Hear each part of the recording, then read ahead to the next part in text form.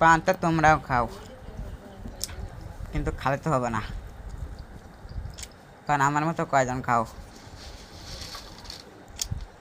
কানপুর, সুবা, হাকিমপুর, থানাপাতি, বিজাপাতি, গুয়ামরি, কালো জিরা, কিশমিশ, লবঙ্গ, মিষ্টি দদ্দা, হ্যাঁ, বহুত রকমের আইটেম। এত নাম বলার এখন সময় নেই আমার, একটু যাতে হবে মাঠে।